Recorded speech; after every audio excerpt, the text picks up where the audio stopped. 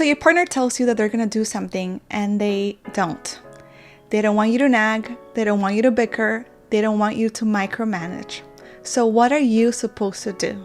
Hi there, I am Sayuri, marriage and relationship coach at You and Me Time, and I help women keep their relationship super strong throughout life's busy seasons.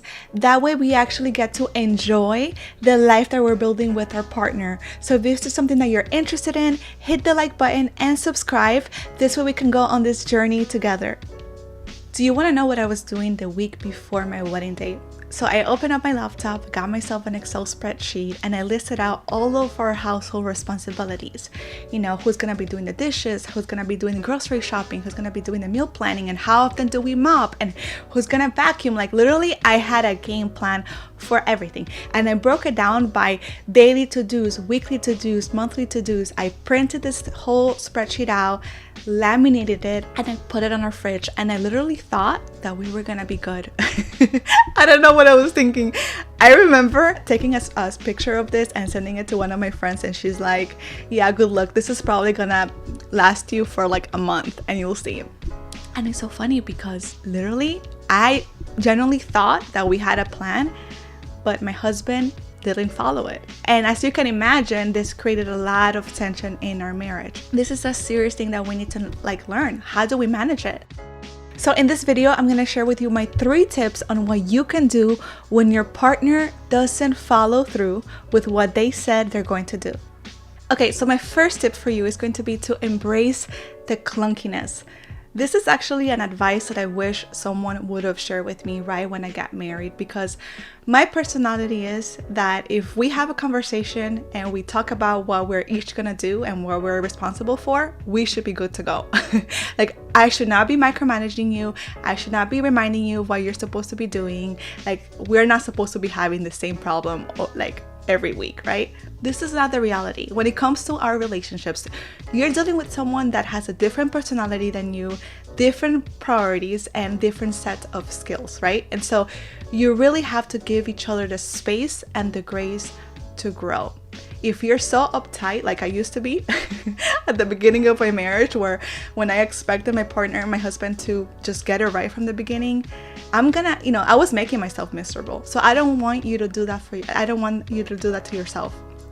When you know that things are gonna be messy and clunky and imperfect at the beginning, and this is just a part of the process, you are able to come at it from a different perspective. And that's what you want, because then you're able to focus on solution. You're not just fixed on your problem, which sometimes we tend to think that our partner is our problem, and this is not the reality.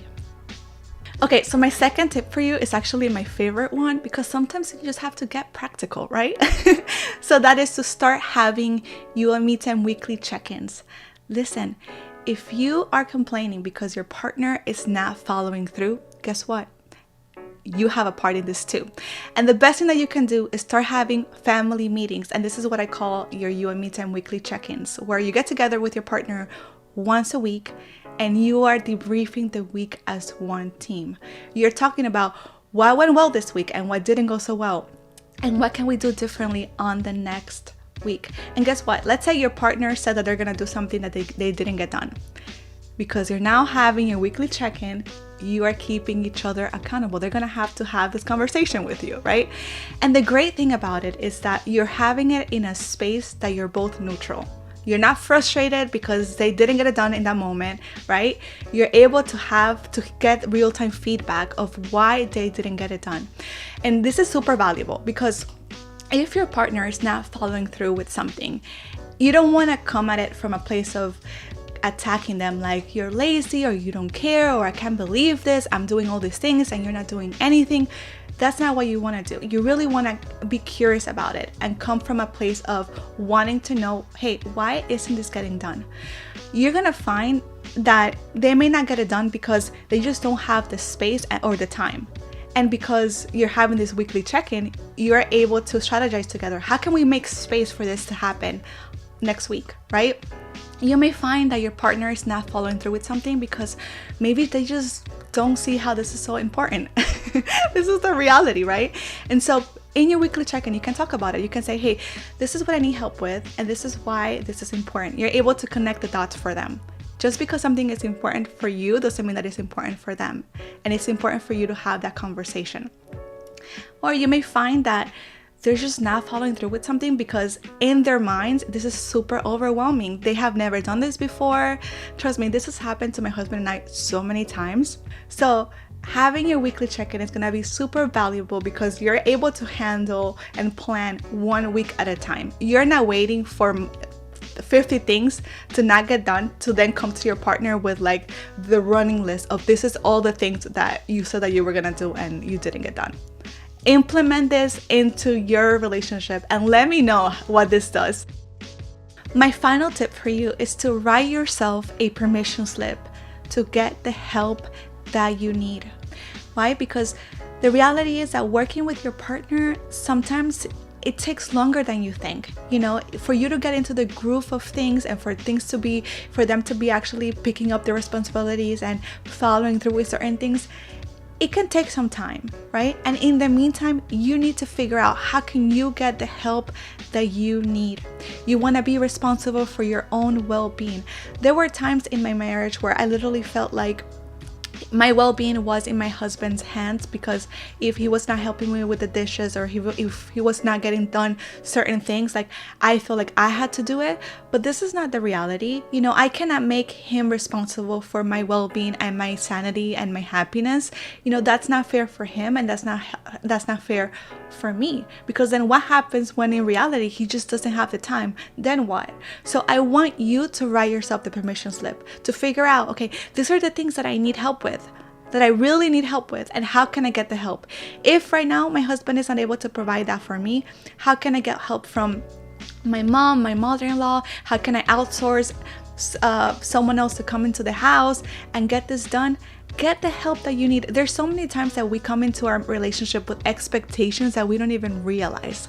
And this is something that I had to actually go through, because my mom used to believe that it's the men's responsibility to take care of the cars. Like they are the ones that are supposed to take the cars for a car wash, take the cars to the dealership, to get it oil change and all of that. And guess what? Like my husband didn't know that he was, you know, he had to be responsible for that. And I was just like, you know what? Like, why do I have to put that responsibility on him? Like, why can't we find someone that is more skilled and that actually wants to get it done? Once I found someone to help with that stuff, it was a win-win for me, because it got done, you know, in a reasonable amount of time by someone that actually wanted to get it done. So write yourself that permission slip. You're doing it for yourself, for your own sanity, and this is gonna make you happier. This is gonna free you up to actually be in the best attitude to be able to work on your marriage and relationship. And that's what you want. Okay, so there you have it, my 3 tips on what to do when your partner doesn't follow through. Let's recap real quick. Tip number 1, embrace the clunkiness. Tip number 2, start having you and me time weekly check-ins. And my final tip number 3, write yourself a permission slip to get the help that you need. Which of these tips resonated with you most? Comment below and let me know. Alright, so now you know my 3 tips on what to do when your partner is not following through. Thank you so much for watching. Hit the like button, subscribe, and I'll see you on my next video. Bye!